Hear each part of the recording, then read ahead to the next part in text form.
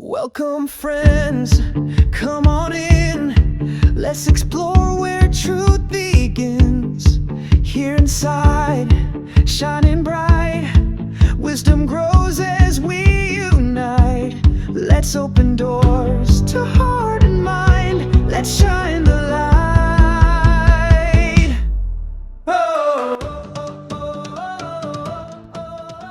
Hi, this is Susan Pitcairn and Richard Pitcairn. welcome to our show, Open Doors, where together we explore the mysteries of life and what it is to live in freedom. If you enjoy this kind of content, please like and subscribe. Thanks. And now for today's show.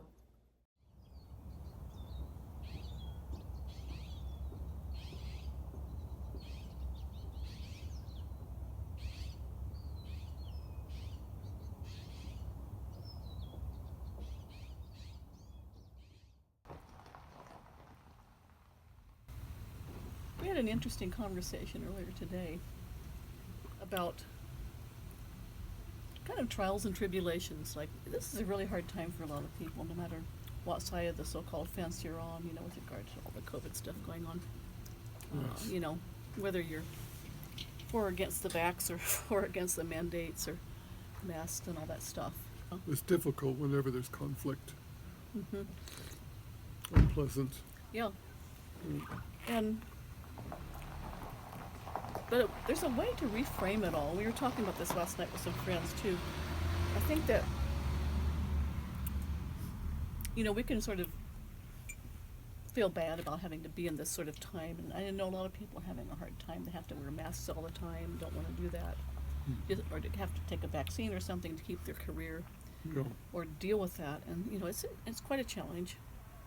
Recently in Santa Cruz, they actually issued a mandate that people have to be masked inside their homes if somebody from outside the household comes in, and it's punishable actually by imprisonment or fines. I mean, that's like so crazy. Anyway, so these kinds of trials and things, tribulations, do bring up a lot of consternation and so forth. But there's another way to look at it, I think. Like you were telling me this morning about, how, like we're talking about how we can deal with it with love and just kind of dissolve it in a way. You had an interesting story you read somewhere once. Yeah.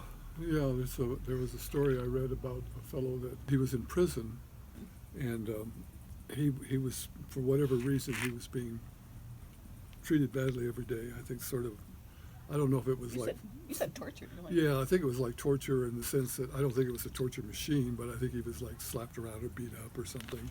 He somehow managed, it sounds impossible, but somehow he managed to bring his mind to the place where he just felt love for everybody, even the people that were doing that to him.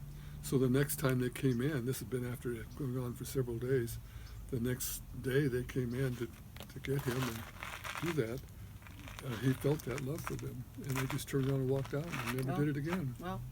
Yeah, so it's just an amazing story. It's like some people say, like, darkness cannot really coexist with light. And so if you're radiating joy and happiness, I mean, you're sort of, in a way, protected from conflict and negativity and fear and all that. I think a good analogy is to use light because, the tendency for us is to feel we have to develop some kind of resistance or defense against what we think is the bad thing or the harmful thing. It's natural. But that's not the way light is. If there's darkness and light shines, it doesn't make any attempt to get rid of darkness or fight it. It just simply shines into that space and it's gone. In other words, darkness has no defense in itself. It has no resistance in itself. The presence of light is enough. Yeah. It just goes. That's a really good analogy. It really is. And last night, after doing something that actually I was making an inspirational video on some music, and I just felt in such a wonderful, loving space. It was so effortless, and I just, various few images and thoughts went through my head, but it just was this spontaneous feeling of heart opening, and I just felt like there's nothing else that you need to deal with. That's it. That'll handle everything. It'll give you wisdom. It'll give you guidance, when you need to do things. There was another story, too, that you told me once about a woman who was in a Nazi concentration camp in Yeah. World War II. That was a really good story. This is in a book I was reading about. It was a story of people that had been helped with Christian Science. And this woman was in a concentration camp, Put it out. but she somehow managed to come across somebody, I think a doctor, who talked to her about Christian Science. And anyway, she got the book from him, borrowed it from him, Mary Baker Eddy's book. And she started reading it, and she was fascinated by it, and she just read it day and night, she said, for a couple of days, and suddenly had this insight. She just said she just realized that she was totally free, and there was nothing that could constrain her. No. And so she just got up, packed up her little belongings that she had, not much, and just walked out of the camp through the gate. And nobody said anything to her. Wow.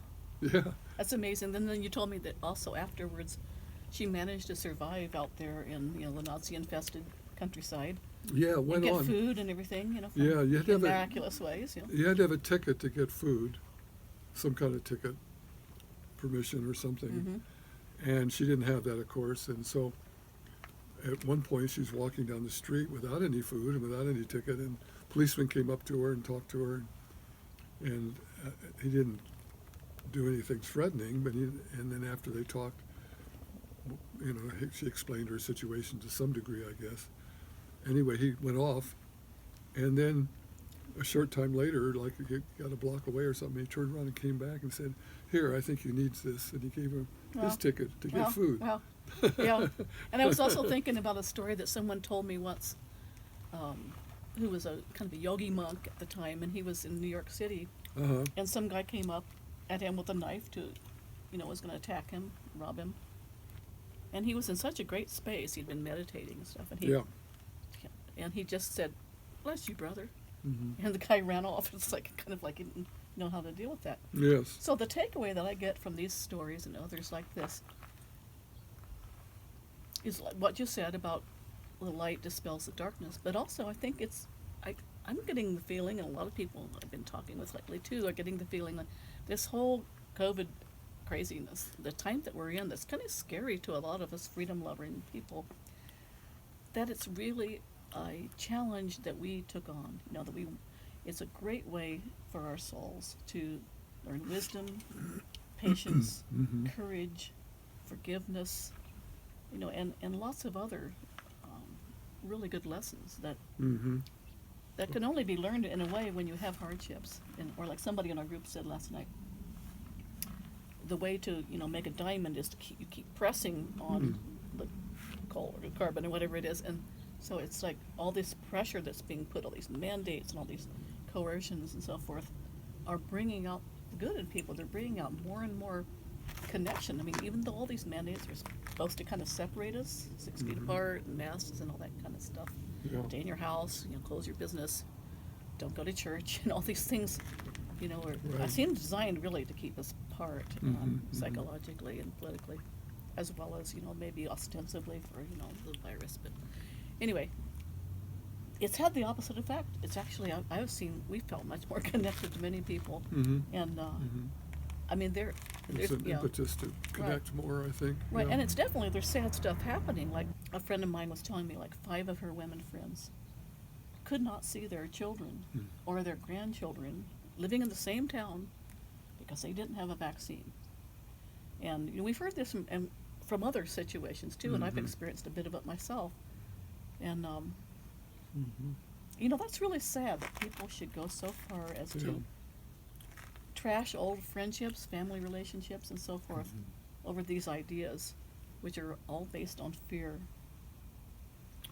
Well, to go back to what I was saying earlier about the light analogy, not that it's easy, but I think that following that analogy, that all we need is light to shine into it, and that's all. Darkness has no resistance. That if we instead ourselves feel that we have to battle with it, or that we have to build up resistance to it, or defend ourselves against it, that creates the illusion that darkness does have resistance. And that it has power. That it has power. Yeah. As opposed to just simply shining the light on it. There's also an analogy for that, in martial arts, like in Aikido, and things like that, where you, instead of like opposing the energy of your opponent, you kind of go with it and let them, they kind of fall over themselves, Oh, yeah, I've heard that, Yeah. yeah. So there's a lot of wisdom that can be learned from this whole experience, and so it's, in a lot of ways, it's a really good time to be alive, and also, maybe this sounds overly optimistic, maybe not, but I mean, if you really start going down the rabbit holes and all this stuff, but a lot of people do have the sense that after we get through this time, we're going to have a really positive future for humanity. We're going to clean up our act, really, basically. Sure, especially Collectively. if we really learn. Yeah, if we really learn, and this is why we're here.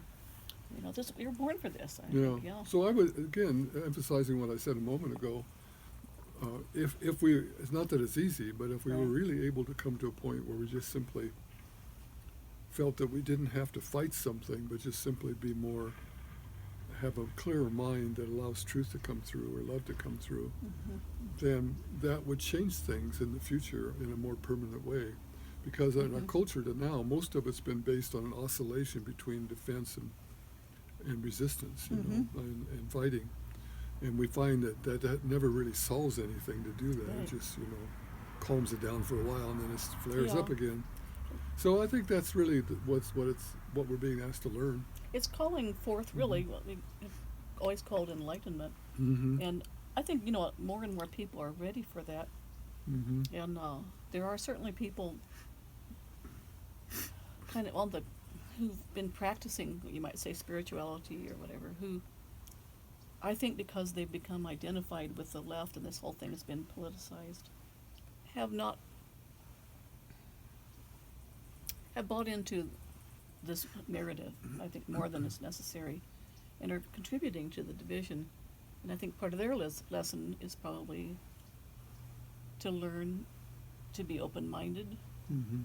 to let go of their attachment to their ideologies, and especially, Yeah. I think that the mask in particular has become kind of a tribal badge. Mm. Like Robert F. Kennedy used that term in his recent best-selling book on Fauci, Mm-hmm.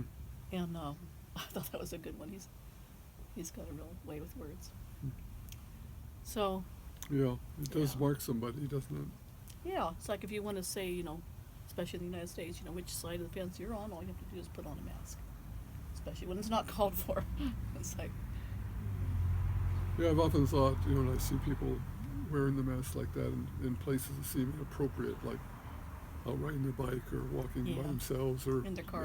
or whatever, or even in a group, because I know that the masks are really they have no particular effect on studies show that they're really no basically ineffective. viruses go right through them. Yeah. So, but what comes up for me is, what I would really communicate to somebody if it were possible is to say to them that when they wear the mask, they become more susceptible.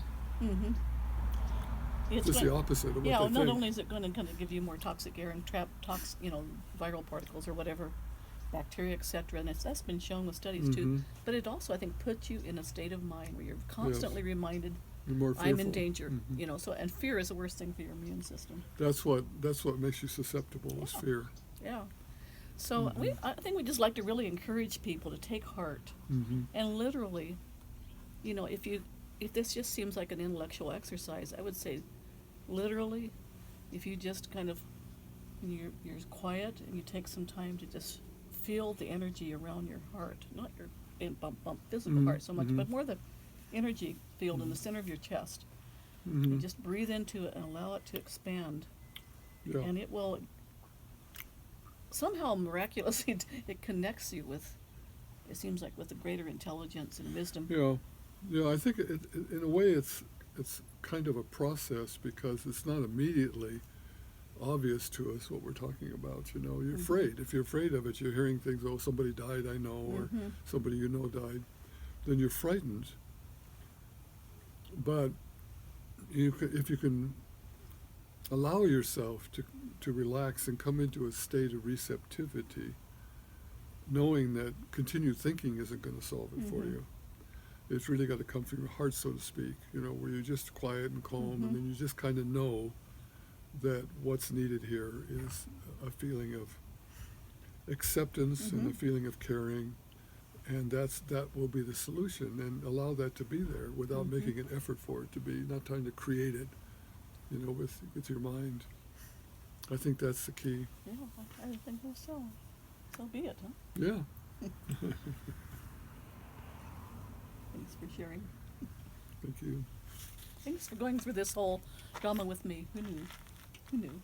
Maybe we did know at some level. Yeah.